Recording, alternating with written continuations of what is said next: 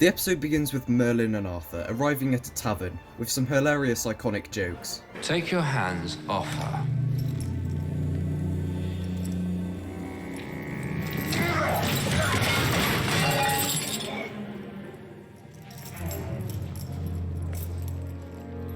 I'm gonna make you pay for that.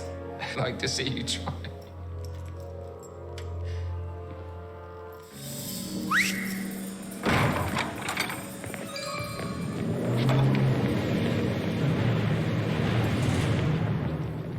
A fight breaks out and my god is it dumb, but that is what makes the show so good. Every time I watch this scene I'm filled with excitement because the fighting is so good and funny. Every little background detail is hilarious, like this guy getting hit by a pot. Also the soundtrack is fucking stunning, and we get to see Merlin's magic used in a really fun way during a fight scene.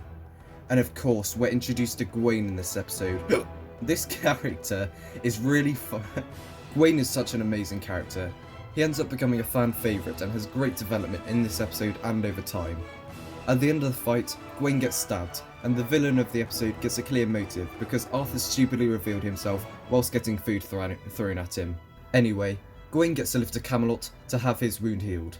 About 8 minutes in, we are introduced to the structure of the episode. Now we've watched Merlin enough times to realise that if it's a melee episode, it's going to be a good time. If you're new to Merlin, I'll just explain what I mean. What I like to call a melee episode is basically a tournament or a fight held in Camelot, and normally someone is using magic to cheat. In this case, the fella at the tavern. You would have thought this episode would blend in with the other melee episodes, but it doesn't. As this episode introduces new characters and several funny jokes, it separates itself from the normal melee episodes. It's a nice change of pace from Series 1 Episode 2, Valiant, which is fun but a bit more serious. By the way, Valiant's still a banger, it's just refreshing to see a new style.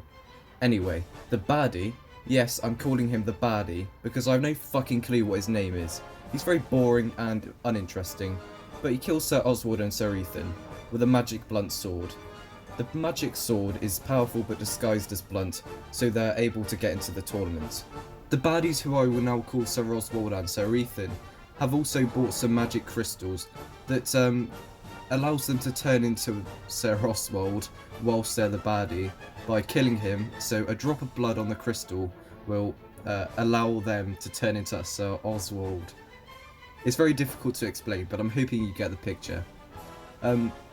It's a bit far-fetched to say that they buy some magic bullshit crystals and a bullshit sword, then they run into Sir Oswald, who just happens to be in the Camelot tournament that just happens to be on the same day the baddie got screwed over.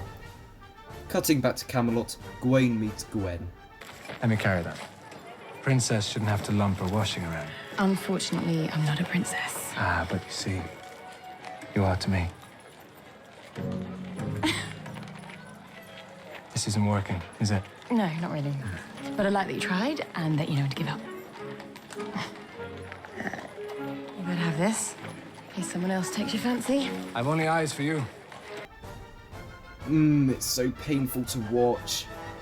Yes, so when the baddies turn into Oswald and Ethan, they enter Camelot. I must say I love Sir Oswald's voice, so it's a treat to watch him boss Merlin around in his room. They basically fuck with Merlin for 2 minutes and it's not as funny as the rest of the jokes, but it's still alright.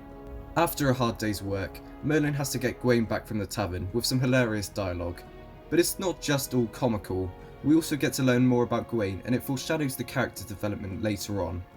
He talks about how he hates nobles and shares a story about his father, and it's really nice to see a bit of development going on. Now Oswald and Arthur train together, and we hear Oswald talk. Yes, we hear Oswald's voice again. I'll buy Audible if he reads every book. Next, Merlin discovers the magic blunt sword, and Gwaine and Merlin try and get the blade. I love the sneaking around Merlin always does. It builds up so much tension because you're constantly worried that Merlin will get caught. Oh no, he's getting too close. Ah! Fuck!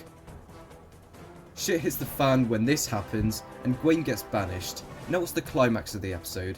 What an exciting event. I love the choreography in Merlin. It's so visually intense and well edited, it makes for a really crazy time. But one thing pisses me off. For some reason Merlin feels the need to tell us exactly what's happening during the fight. He's heading straight for Arthur. He's swinging the abracadabra sword. He's fallen off the horse. I get it's because the knights are wearing their helmet, but it could have easily been avoided if the knights worn their tabards earlier on. This way it could be more thrilling as Merlin isn't explaining exactly what's going on. It's 2 against 1. Thanks, Merlin. Gwaine ends up coming to the rescue with his signature move and kills Sir Oswald and Sir Ethan. It's revealed that they have magic, but how did Fatty McFat over there get into their armour?